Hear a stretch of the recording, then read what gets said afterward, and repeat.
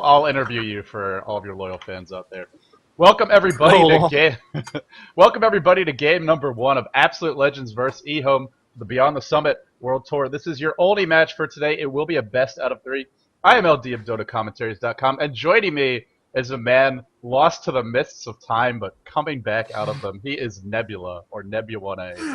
How are you doing, buddy? I prefer Nebula, also of dotacommentaries.com. Though no recent casts. I've been, I don't know, bored. I don't know. Anyway, EL and EHOME, I'm super excited. I was watching. I've been watching all of the Beyond the Summit games. Actually, it's the first tournament that I've watched everything from in quite some time. And these games have been awesome. Like, there have been so many good games. The mouse games were all really fantastic.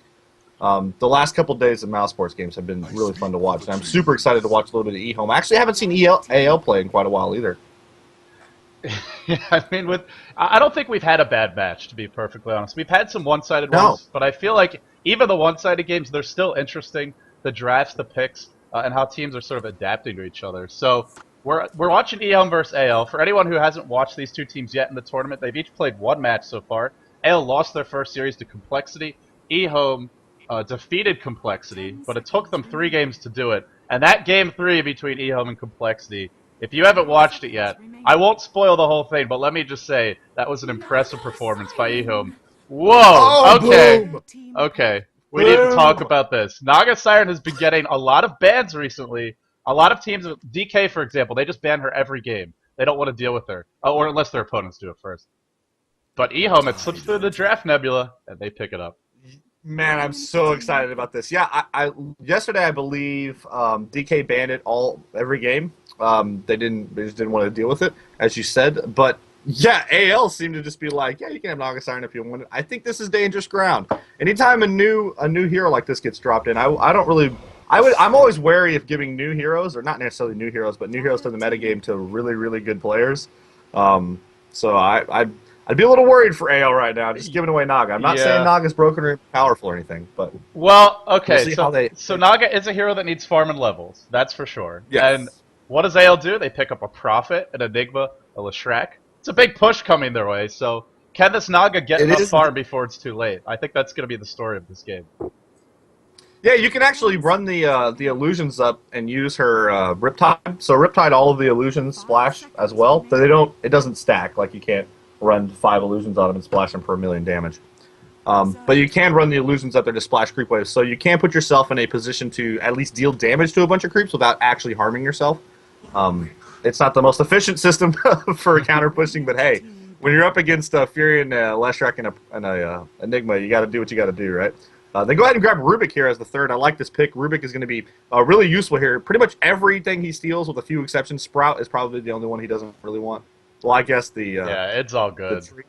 Tree cutting for Enigma is not. I mean, if you get your hands on Teleport or Wrath of Nature, I mean, we don't even have to talk about Black Hole, Edict, Split Earth, Malphus, Conversions. Yeah, they're pretty good too in the transfer pushing. Yeah, pretty much every spell will be fantastic to steal. Now with EHOME, when I've seen them run Rubik before, it generally has been as a solo.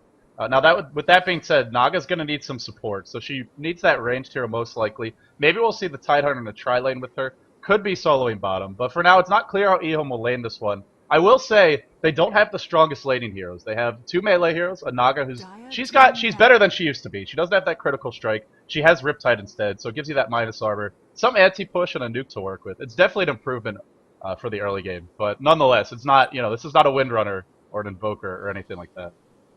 Yeah, though Windrunner is still in the pool, so they could easily pick up a Windrunner, put Windrunner bottom, and have Levy on the support up top with Naga, and perhaps get themselves... it doesn't look like there's any jungler available. Actually, there's an Enchantress if they want an Enchantress. I don't know how often EHOME play that. Maybe see a little Storm Spirit jungle? Yeah? Okay, yeah? Well, no. Speaking of Enchantress, AL love their junglers. They love to put Godot on that. Whether it's Chen or Enchantress. His Chen is 18 and 9. They actually banned that out on their side, but Enchantress still in the pool. And he's 8 and 8 with her, so while they may not be the most successful, it's a decent record certainly, and they like to run it. And if you get an Enchantress as well as a Prophet, Enigma, Leshrac, I mean, EHOME's going to need a lot of spam to deal with that, and they have a decent amount. I'm not sure they have enough just yet. Yeah, 18 and 9 with Chin is pretty legit there. I mean, you hear that kind of stat and you think, oh, well, that's pretty good. That's a winning record. I'm sure there's other pros with that kind of record, but actually no. I mean, yeah, 18 really and 9. Yeah, if you're looking at like that's a serious score right there. I mean, you look at a team like Navi, and yeah, they're all going to have really high wins because they win so much. But if you're not Navi, then your records on heroes are going to be pretty average for the most part. So we go ahead and see an invoke. CK ban rather here from AL. I think this is a good choice, but go ahead. Yeah, really smart ban. And just to address something that was mentioned in the chat, a lot of people have accused me of actually being you and just like you reinventing yourself. So with both of us here on stream together, I mean, with us interrupting each other, I think we could safely put those rumors to bed. You know, two white casters from America, we must be the same person, right? But yeah, we aren't different people. No, not at all how it happens. Nice! Oh, so many new heroes. Yeah, I like this. Yes, we're going to see a Lanaya here from AL. Now, Lanaya is a hero who doesn't necessarily need a ton of farm and can still dominate a map. She's not the best carry. I mean, she scales well with items, don't get me wrong. If she gets a Desolator, Blink Dagger, all those things, she can do a lot of damage in the late game. She's by no means a slouch. But her best impact is the fact that she doesn't really need to get a lot of farm to completely annihilate anybody. Meld does a ton of damage. Refraction does a ton of damage.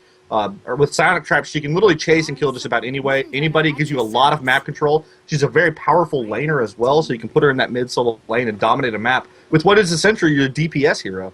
She's a very versatile hero in that regard, and I like that choice. Yeah, especially with all the summons they're going to have. Minus armor will be very effective, and I mean, Templar Assassin, like you said, she's similar to a Night Stalker in the sense that she doesn't need those items to go ganking to get kills, and she's got that crazy physical burst damage. You know, similar to a Slardar, except Slardar wants some items and needs to tank up. TA's got that refraction to keep her safe, as well as Meld.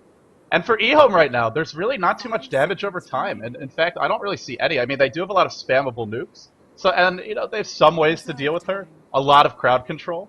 But if you're focusing that Lanaya, that means you're opening up room for the Leshrac, the Enigma to get in there and do the dirty work with their big AoE. I'm very curious, how will AL round out this lineup? Seems like they need a hard support. I guess Leshrac could run in that role, but probably one of Prophet, Enigma, or Leshrac will be that secondary support. And then I think we'll see a hard one. But you never know. I guess they could go for a farming Prophet, a farming Leshrac, and have the hard support. The other option is to put another one of those into that support role, and then have a semi-carry of some kind. What are you expecting to see to sort of round out these two lineups? I would guess AL is going to run Enigma top, Fury in the jungle, Lanaya mid, and then a secondary farmer or a secondary hero on bottom with Leshrac. Now Leshrac can play the support role, the primary support role. We see it all, many times. Leshrac's one of those heroes that varies wildly as to how he's played. Sometimes he's a farmer and he ends up getting a Bloodstone very quickly and goes for BKB Ags and just decimates everybody. Other times he ends up with nothing. And he just supports with his stuns and pushing presence. So I would expect him to be the farmer on bottom and pick up a support here, but he could be anything. Yeah. On the EHOME side, I don't know how often they pick Venomancer, but if I'm EHOME, I'm looking at Veno pretty hard right now. Yeah. You get a double slow in Leviathan Veno that allows your Naga Siren to get in position for Riptides for last hits, as well as, she's a melee hero. She wants to be in range for hitting, so it'll give them a lot more killing power in the laning phase. And then that also gives them a counter to TA a little bit. Obviously, it counteracts Refraction very well. So I'm glad you brought it up, because we actually saw this yesterday in Mouse Sports. Their first game, that second best out of 3, Bambo just got absolutely out of control on TA. That was up against DK. And then in game number 2, DK picks a Venomancer, puts it actually not as a support, solo mid, and just crushes TA, because think about it, Venomancer's got 2 damage over time abilities, his passive as well as the Shadow Strike, or the Venomous Gale rather, plus the Plague Wards. Every time they attack, that removes the refraction charge. TA can't do a damn thing against him, and that's just 1v1. Actually, I think it was Super Play. It got a solo kill versus TA. You almost never see this in 1v1, but it's going to be a Batrider from EHOME. But this is a similar thing. Now, they can put Batrider in the middle lane. They don't have to put Batrider, like you said, they ran Veno in mid last time, but that gives you kind of weird situation as far as farm goes if you pick up a Veno here. But by getting Batrider, you can put Batrider in that same lane. The Firefly is going to burn her out, so she can't stand in place and hide and meld. She can't really refract to just save her life. Burn's going to do a lot of work in that regard. Now, it's not going to be near as useful in the laning phase because he can't just harass her and remove her refraction completely. So it's not quite as good in that regard, but it is very good at removing her from a battle. You grab her and allow her to, as long as you have a dust or something, prevent her from getting away in that regard. And she's very easy to kill. She doesn't have much HP. Once you remove refraction and have vision, she's actually the easiest hero to kill in Dota. So. Yeah, well, they do have a great supporting cast for her. This is not a game where she's going to be fighting for farm, where she's going to be struggling to have vision. She's got Enigma, Prophet, Leshrac, Sandcane. A lot of CC, a lot of team fight, and a lot of early push power. So Godot's going to have a... Actually, it's Godot playing the Templar. Interesting. Normally he's on that support role for Ale. I assume he's going to be a farmer here. I mean, I've never seen a support TA. I guess anything is possible. But expect for him... Shatan's going to be... Well, they do have a stand-in. Oh, that's Roberto, so that may explain it. Yeah, but Shatan's going to be rocking the Enigma this time. Typically, you see Black Shatan playing the the primary support for AL. So, nonetheless, TA is one of those heroes that not every farmer plays. Your standard carry player isn't necessarily going to play TA, primarily because, as you mentioned, TA is much more like a Night Stalker. She's much more of a gang roaming hero, and a lot of really good farmers in the world of Dota. I mean, like really good farmers in the world of Dota. Can still struggle sometimes when it comes to needing to dominate a map with the gangs. It's a skill. I mean, there's a reason that every Dota team has roles. You don't necessarily can do everything. So, in that regard, it's interesting. So we got Bleek on the SK. We got Godot on that Lanai. Musica is going to be rocking the Fury, and Roberto, their stand-in, is going to be on the Leshrac, and that's going to leave Shatan for the Enigma. Yep. Meanwhile, over on the EHOME side, we have QQQ going to be playing that Windrunner, KJ on the Batrider, MMY. Playing the Rubik, Lamb going to be on that Naga Siren, and PCT back in the support role playing that Tidehunter. Already a pair of wards picked up. Courier purchase for the team as well, although that was not by him. And I mentioned back in the support role because he actually played Storm in that series I was referring to, EHOME versus Complexity. And man, he is a pretty impressive Storm, so it just shows you that, although some pros may be more comfortable in certain roles, most of these guys can do it all. Yeah, I mean, you don't get to this level of Dota by just being an average player, for sure. PCT is kind of noob, though, but it's interesting to see PCT playing Stormsphere. That's just a little bit of inside flame there, obviously. Obviously, many of us are friends with PCT. Anyway, so yeah, Long's going to be rocking this Naga. I'm really interested in this Naga pick. I want to know how well this plays out, because Naga is a hero, I feel like if she's good, if she can function well in the metagame, she's going to be completely format defining, and if she's not, she's going to do absolutely nothing. I know that sounds ridiculous, but what I mean is if she's good enough to make it into games, she's going to dominate the games that she's in. So I'm really interested to see this. So there's one play, the play style for Naga that I'm personally familiar with is watching her in Southeast Asian Dota 1, particularly Mineski like to run her a lot in the GEST. They've done it a couple of times in the past few months. Here's how Mineski plays. This is one way to play the hero. You play her sort of like a Phantom Lancer, give him protected farm in the safe lane, go for an early Vanguard into a Radiance. Now the thing about Naga is, unlike PL, she offers you a lot of disable. She gives you the Ensnare, the Riptide's a good nuke, gives you the minus armor, as well as the Song of the Siren. Great team fight ability. If you ever get into trouble, can use it to escape. So she offers you a bit more, in fact a lot more in the early game than the PL. So that's one way to play her, but it looks like they're running offensive tri-lane, so, I mean, basically this is a kill lane. They have a lot of opportunities to get kills early on, even at level 1, but especially at that level 2 or 3 mark. It's gonna be, it's a Leshrac, Sandcane dual lane, Nebula. I could see these heroes dying. This is a pretty strong tri-lane.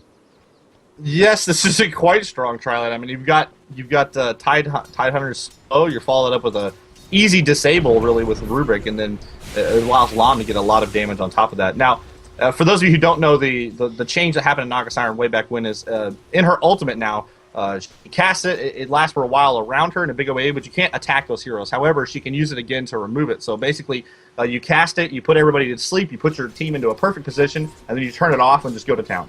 So you have control over it, whereas before it just lasted a set amount of time. So it's pretty powerful in that regard. Now, another interesting mechanic to point out here, Ensnare goes through BKB. And when I mentioned Mineski, they like to pick her especially to counter BKB carries. Now, Lanaya could go for one, or the Templar Assassin, I should say. And she is soloing mid, up against that Batrider like you expected. So we'll have to see how this matchup shakes out. But if TA ever gets that BKB up, the Naga Siren gives you a lot of ways to deal with it. Not only can you net through the BKB, you can also sleep the entire enemy team, anyone who doesn't have one, finish off the carry 5v1, and then go back and deal with the rest of them. So it's a pretty potent way to deal with those BKB carries. Sleep doesn't go through BKB? Right. No, but you sleep everyone else. You sleep everyone else. That is and then you net the BKB carry. The person with sleep. It is. Yeah, that's actually really good for the person with sleep. Wow, that is ridiculous. So you just put all the supports to sleep in a giant AoE and you just eliminate. Wow, that's pretty broken. Exactly. That's what Mineski likes to do. Like that shouldn't work. That is how it works. Man. So it does require a bit of finesse, and of course, you have to wait until they use their BKB, or else they go to sleep, and then it might be an entirely wasted ultimate. Well, now that being said, they have a Ravage to set things up, so it's not like she's the primary initiator for this team. They have some decent team fight of their own. Still, it's going to be hard to match Ale in that department. So for EHOME, they want to get ahead in terms of items, look for those smaller scale engagements, and then use that to sort of propel themselves into the mid to late game. Shatan has already arrived bottom. Eidolon's delivering some harassment. Maybe Ale's thinking about a kill here. Yeah, I feel like this is dangerous ground here. We do have an initiation here on Bleek. We're going to see the net. There's going to be the grab, rather, from MY as well as the gush. He's going to go ahead and go in Sandstorm. They're not going to be able to take him down. He does not have Riptide just yet. Again, they're going to go for Roberto instead.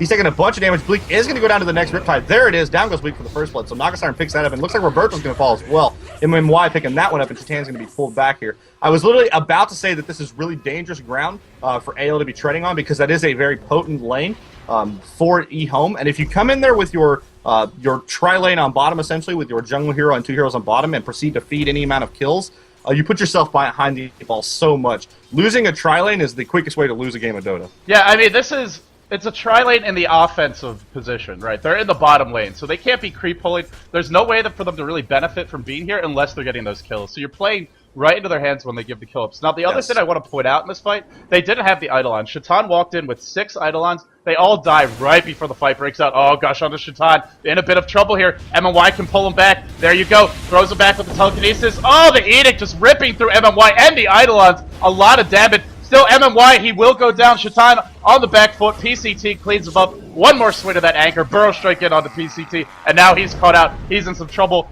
And Split Earth to follow. Prophet joins the fight, and they will get another kill. So that is the X factor here. It's that Prophet. Anytime you run a tri-lane, especially an offensive one, if you get greedy, Prophet can be there to punish you. And good reaction by Ale, picking up those kills.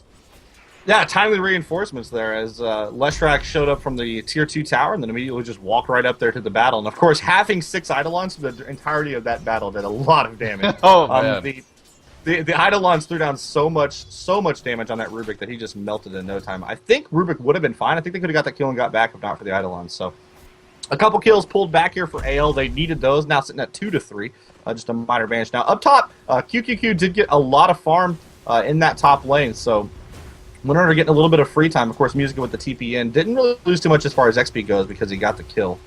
Actually, this Prophet is out farming Winrunner. 20-6, and I mean, Prophet, it has a good attack animation, good base there. Oh, bottom lane, Bleek, in a lot of trouble. Gets pulled back by the telekinesis. Another kill for EHOME. Man, this tri-lane is really delivering so far. But yeah, Musica is out farming QQQ in the lane despite leaving for that gank. This is not something you would expect. Yeah, I mean, Furion has a almost better animation than Winrunner. I'm not 100% sure. They're both very good, and they both have very high damage, actually. Winrunner, or Prophet rather, is a very underrated laner as far as last hitting goes. Now, obviously, doesn't really have any skills outside of that. He can run treants at you, which is what he's doing. And it looks like he's running the treants right at QQU, just harassing him off the lane and giving him the ability to just free farm himself. So, using those to great effect. Meanwhile, on bottom, we have another initiation on Roberto. He gets picked up by MMY, thrown back into the Anchor Smash, as well as the Nagasiren's Riptide yet again. And we see those AoE damage.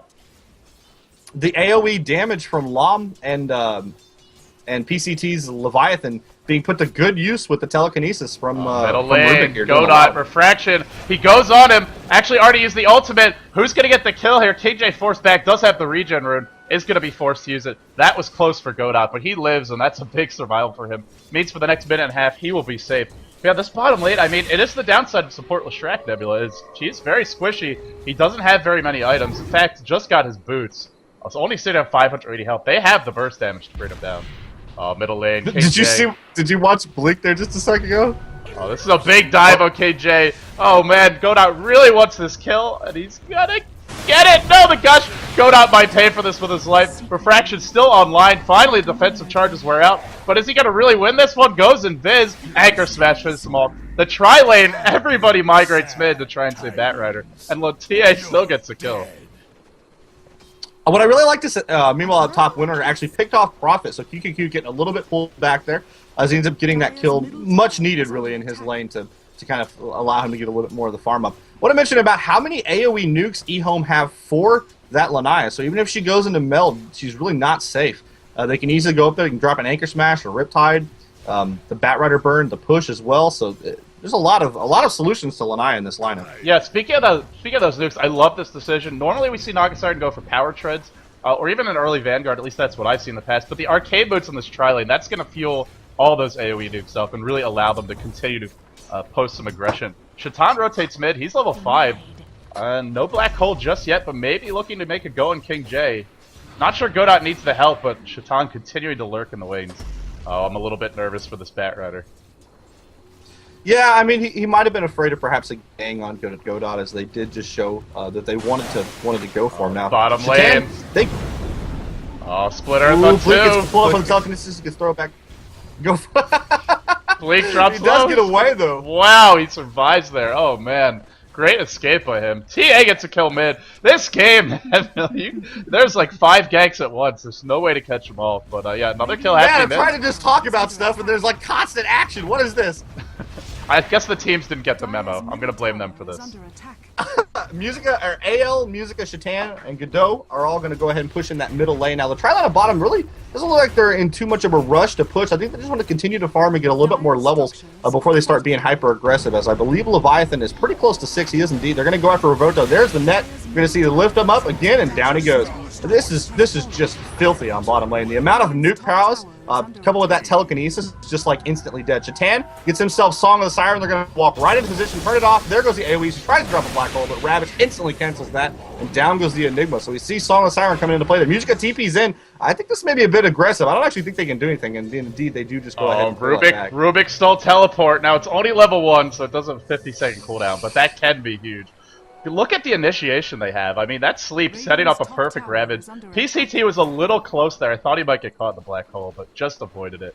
Great play by him. Still, that being said, I mean, as powerful as this tri-lane is, you pointed out, they're not only not in a rush to push, they really can't. They don't have anything to melt the tower down. There's no summons, there's no edict. And even when they get kills, they're not turning the towers. AL, however, is. They knock down the mid, now they want to pressure bottom. What can EHOME do to stop this push, especially with these ultimates down? Yeah, I really think the biggest problem that they have is their anti-push. Windrunner's up top. She's basically their best anti-pusher. I mean, they have these little AoE nukes, but they're all very short range. They use the telekinesis to allow them to get a lot of these hero kills, but they're not going to be able to do these really to pressure the lane too much. Now, if they have overwhelming numbers, if they have more heroes than the other team, they can do that because they can easily kill the opponent members. But if it's 3-on-2 or 4-on-3, they can't really walk up there too easily, so... Up top, we do have a TP in for Musica to try and deny towers. QQQ has gotten a decent amount of pressure on this top tower. It's getting low, so it looks like EHOME may be getting their first tower soon. As you mentioned, they're not getting that bottom tower anytime soon. Yeah, I really like this by QQQ. Although I haven't got the tower, I mean, it's a great point. He's pressuring the lane, punish that Prophet for leaving the lane, and try and make the most of it. In fact, the bottom tower has taken some damage, so I'm not saying they don't have any push. It's just they're not getting the towers yet. And as long as these towers are up, it means AL can try and fight. Uh-oh. Bleek actually disjoints that with a Sandstorm, and in comes PCT. No Ravage, though. Bleek, will he go down first? Split Earth only hitting PCT. PCT will drop, and now EHOME on the back foot, trying to get away. MMY, Split Earth stolen and used to try and keep him alive, but Malphus cleans that up. Great rotation by AL, and godot still in the front lines. Trying to chase Naga, but that net puts an end to any chase. But with those kills, we might see another tower fall. Yeah, we saw that early aggression from EHOME paying off a lot in the bottom lane, but if you look since then, we're sitting at 6-10. I think since then it's been about 4-3 actually in the favor of AL. They're now going to pick up their second tower very quickly on. We're 11 minutes in. It's not that early, but it's certainly quicker than anybody on EHOME has managed to take down a tower. So they've already getting a bit of a gold advantage. Of course, you talked about the farm was actually in their advantage as well. So despite their early death, I think AL are in a pretty good spot right now.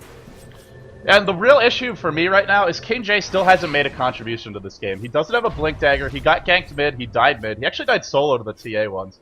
Until he gets that Blink, I'm not sure if he can initiate, but he joins the team. They want to go for a fight here with godot. Godot still has the refraction up. Actually just uses it again. PCT cannot really fight him one-on-one. Trap is dropped, pulling him back into the flames. They want to bring him down, but godot is so damn tanky. Finally, refraction gone. They might be able to do it now. I think godot will be abandoned. Left to his fate. In fact, Roberto just lurking in the trees. Probably hope he doesn't get spotted. 1 or 2 more nukes should do it. Ico Smash actually, no, the refraction was back up. Did he use it again, or is that just missing? There you go. Finally, the kill secured. Meanwhile, QQQ up top. Maleficent, Burrow Strike cooling down in 1 second. Oh, the phase boots might keep him alive, Nebula. Oh, he turns it around. And Bleek's going to have to back off. Big plays there in the top lane. Windrunner is like the biggest bait hero ever. Like, oh, you're gonna get me, you're gonna get me, oh, you're not gonna get me, oh, you're gonna get me, oh, you're not gonna get me. I hate trying to go after Windrunner. Oh, it always Roberto! Oh my god, this action, this is relentless, man. I mean, EHOME is a very aggressive team. AL like to go for those early pushes, but I didn't expect 18 kills in 12 minutes, that's for damn sure. No, this is impressive. We're sitting at 6 to 12 here, as you mentioned, already 12 minutes, and AL looks like they want to go for another tower up top. That top tier 1 on their side got pressure down pretty close, but if they can kill this tower, they can really keep the creeps off that for quite a while, and they might be able to defend towers for a long time now. In the other side of the map, EHOME is finally going to get their first tower on that bottom, so they pull back just a little bit there. kingj getting close to the blink dagger now on the back of that. He's sitting at 1,850, so yeah, just about 300 gold away from his blink dagger. But Godot and Tan are going to go after him here. He is going to go down, so he will be neutered again as he loses 200 more gold. So that blink not coming anytime soon. And the more, as you mentioned, the longer Batrider goes without making an impact in the game, eventually he'll reach a point where he can't make an impact in the game. You know, it's as good as he is in theory and lane against Templar Assassin, mid is just not the ideal lane for Batrider. But we used to see him played a lot in Dota 1. It was often either in the off lane or the safe lane, ideally in a 1v1, because that's where you can chase. Tia likes to chase, but she's probably happy not to be dove at the tower. Batrider can't tank those tower shots early. It's why he didn't get any kills, and now we're seeing the results of that. Even if he gets the blink down Nebula, look at AL's counter initiation. I mean, we talked about the TA's damage. There's an Edict, there's a Burrow Strike, there's a lot of lockdown. He'll probably just die. This is why normally Batrider either needs a very fast blink. Top lane. They want to go. The sleep actually catching out 3. Look at the rage of Song of the Siren. Great initiation. There is a Ravage, but surprisingly PCT not going for it. Maybe try to bait out for better opportunity. Epicenter! Burrow Strike! PCT just gets off the Ravage, hitting 3 heroes. Bleek dropping low. Will they kill him off? There's the dust. Bleek uses the wand. He will go down. Now Musica on the back foot. kingj overhead, trying to burn him up. Will it be enough damage? Musica 4-stamp away. Sprout wants to TP out. The Firefly. Now the power shot finishes him off. And while that's happening, looks like TA took his fill as well. Oh man, it looked like a good fight there for AL at points, especially when the Ravage didn't come right away, but EHOME just turned it around. They're too tanky right now.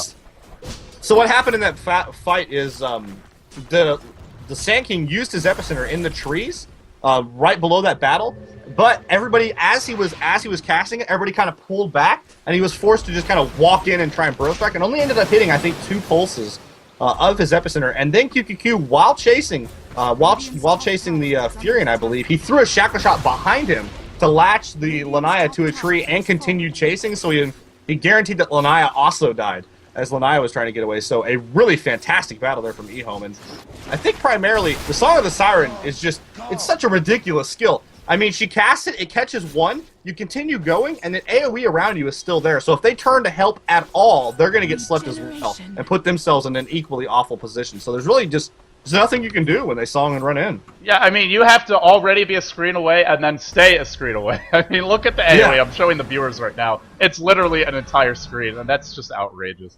MMY at Register Refraction, that's going to be a real pain in the butt for AL to deal with.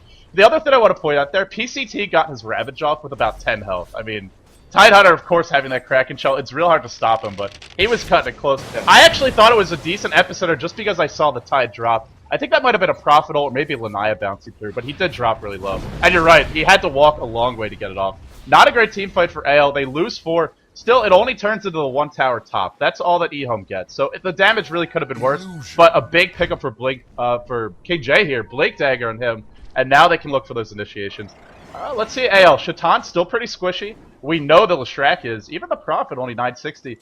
In fact, nobody's got 1,000 health on AL. This Bleek dagger, although it's not early at all, could be very dangerous. I think the problem that he's going to have is I think AL are going to play pretty close to each other at this point. I mean, Shatan doesn't necessarily have a whole lot of levels. He's level 9. He'd probably like to get up to level 2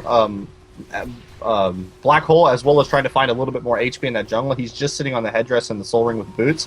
So he wants to farm a little bit, but past that, I think they're mostly going to hang out with each other. Furion can jump around the map at any point. We see an initiation here in the middle. Shackle shot latches on 2 as Godot and Roberto can catch out. Bleek is going to be the target. He takes a bunch of damage here. We're going to see an initiation here on MMY. MMY goes down. Ravage catches 4 heroes, or maybe even all 5. We see a Black Hole get immediately canceled from the net from lanm. Well played there. Another shackle latches. Bleek is going to go down. Musica looks like he is going to be the next to fall. They actually catch Shatan first. Godot will be the third, and Musica will end up being the fourth to fall. And only Roberto is going to be surviving. Wow. And nobody from EHOME dies. Wow. Wow, they didn't even use Salt of the Siren. I mean, they don't need it right now. Holy shit. Look at that initiation for EHOME. That is scary. And I mean, it goes back to that tri-lane. Tidehunter had Ravage at about 8 minutes into the game, and normally a tri-lane support Tidehunter, you'll be lucky to see it at 10, 12 minutes in. That early Ravage, he's used it so many times since then to great effect. And now EHOME, they claim another tower. Big lead for them, sitting on over 3,000 gold, and wow, look at the experience lead. Over 8,000 experience. I mean, that number isn't necessarily that meaningful in all cases, but in this case, I think it really does tell the tale. Look at the levels. Level 9 on the Tidehunter, 10 on the Rubik, 12 Windrunner, 11 for the Batrider and the Naga. Compare that to AL, nobody is level 11. Yeah, the XP graph is really important as you early on, and then once you hit about the 20-minute mark, it needs to be really lopsided to really matter. Now, I want to point out, lanm is actually sitting on 4.5k gold on his Naga Siren, so he has a Bite Booster. And he has a Bite Booster, and I'm wondering what he's going to go for. Obviously, you can get the Fusel Blade for your illusions, Manta Style to give yourself even more illusions, and the Manta Style illusions will still Riptide, so you can Riptide in a giant AoE. Don't be surprised if this is a Radiance. If he wants one, it's still very early, and it just gives you great pushing power. Just being tanky, which she already is with the Vitality Booster, plus the ultimate as well if she gets in trouble, get her of harm's way. It gives them a little extra team fight, so don't be surprised if it's a Radiance, but yeah, there are a lot of other great choices. Glad you put that out. No, Heart of Tarask! Wow, lanm just wants to be as beefy as possible. That's not surprising to me, actually. His damage output is really strong anyway. I mean, even just with the illusions, it does a lot of damage. He's got a decent amount of team fight and damage from his teammates as well, so as long as he survives, I don't really see them losing a battle. So by picking up the heart, he guarantees that he's probably not going to be dying ever, like the rest of the game. So as long as he survives through the battle, he can buy a damage item next. I mean, Naga does scale very well going into the late game, so I think our heart's a decent choice here. Yeah, and I mean, look at AL. They don't really have a hard carry. TA, much more of a semi-carry. Leshrac is a support. Prophet has died a bunch. Only a 4-staff on him and 1,600 gold. So you don't really need to build for DPS. This is, you know, frankly, it's a better choice. Oh, Roberto gets caught out. Blink Dagger initiation. Might have been spotted by a ward. Gush to follow. He will go down, and now EHOME immediately migrating towards that Roshan, I believe. No, they get the tier 2 bottom, and now they're just sort of piddling around in the jungle. They are going to go Rosh, and I don't see AL stopping this. Yeah, I don't think so either. Another last point about the heart on lanm is that the primary way that they could kill him is through burst damage from TA. And if you remove TA's, if you just survive that, then you're fine. I mean, yeah, they have a bunch of magical damage as well, so I think buying just a bunch of HP is going to be good. So they're going to pick up the heart here. Put that on Naga, probably. They could put it on Leviathan, actually, if they're worried about getting that Ravage off at the right time. Now, through all this, AL is going to get a tier 2 top tower, so it's not completely lost, but pretty big momentum swing for EHOME here the last 5 or 8 minutes. Yeah, this is a very aggressive Roshan timing. They do have some minus armor, the Riptide, as well as the Gush. I think Riptide works in Roshan. Actually, yeah, he is using it, so I assume it does. And Aegis on him. Well, now they definitely can't focus him. They also can't ignore him. I mean, the net, the illusions, the Riptide, and the ultimate. lanm is just so many ways to punish AL right now. And the other point about this is he also doesn't need damage because AL aren't tanky. I mean, like I said before, a lot of them not even having 4-digit HP. 20 minutes into the game, that's pretty concerning. Is there a mech or a pipe up? Looks like close to a mech for AL, nowhere near a pipe. These nukes are going to continue to be a big problem for AL for quite a while. Yeah, the mechanism on Enigma is just about done. He's about 300 gold away, but his HP is just so low still. He's sitting on 910, so he's such an easy target. He hasn't really been able to channel a black hole. Just about every time he's tried to channel, either it was bottom, where Levy very wisely walked behind him to position, or lanm has actually been able to net him twice now, right as he's going for black hole. I think the second one may have been a little lucky. I think he was just throwing the net on him, and it happened to catch him as he was going for the black hole. And then telekinesis as well. So right. Okay, so what? Okay, so you're in AL's position right now, Nebula. What do? You're losing towers. You're behind in gold. They've got the better hard carry. They have the better team fight. What's the solution to this seeming conundrum? Well, SK is about to pick up his Blink Dagger. I think when you get that, he's pretty close to 11. He could theoretically farm for 11 first, but I think he's just going to get the Blink Dagger, and then, honestly, if I were him, I'd go 5. I would just go middle with all 5, and if you win a team battle, you just end up getting a Rax.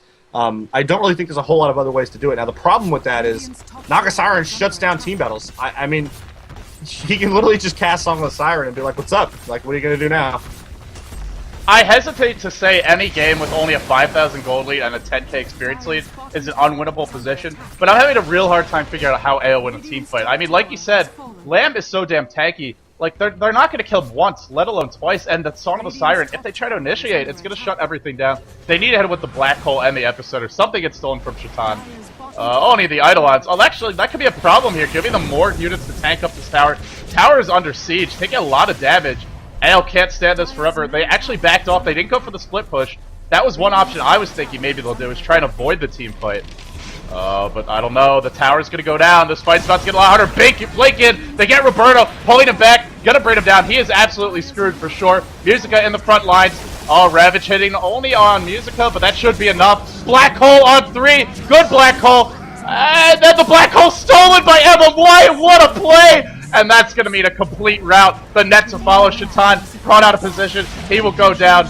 And now EHOME are going to claim racks, I believe. Big dive. Plague you! And this is over. We have a very nice Rubik play. They're stealing the Black Hole. It's one of the more common plays you see nowadays. Pretty much everybody who has an Enigma, when you grab Rubik, you're looking to try and dodge that Black Hole and then steal it immediately and counteract it, because it's just to call it a team fight, you know, momentum changer would be a minor understatement. I think Plague captures it better. Plague-Oo's pretty solid as we get the Plague-Oo there from Bleek, and that is going to be GG. So EHOME taking game 1 against AL in very convincing fashion on the back of a pretty fat Naga Siren. 23 minutes in, 8-26, pretty huge gold advantage for EHOME, and yeah, any last thoughts? Naga Siren offensive tri-lane, not something I expected to see, not something I expected to win a game in 20 minutes. That's a lot of gold, man. 485 gold per minute. Didn't we, going to this game, I said AL had the pushing lineup. I think you were with me on that one, right? Yeah, totally. They absolutely did. But the team fight on bottom, they got way too many kills on that bottom lane, and Naga got way too fat. Do you think they're going to ban Naga in game 2? They're either going to ban it or they're going to have a much better game plan, because what AL concocted did not work. I mean, I feel that lane could have gone much better. That first engagement, if they had the 6 Eidolons there, it might have at least been an even trade. But giving that up early to a tri-lane is just so devastating.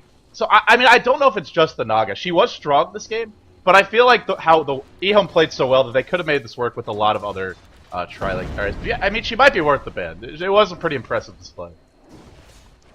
Yep. So I'm undecided, the very unsatisfied answer for the viewers out there.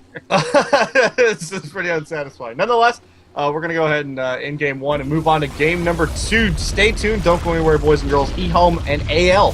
Match number 2 coming up next. This is LD as well as Nebula signing off.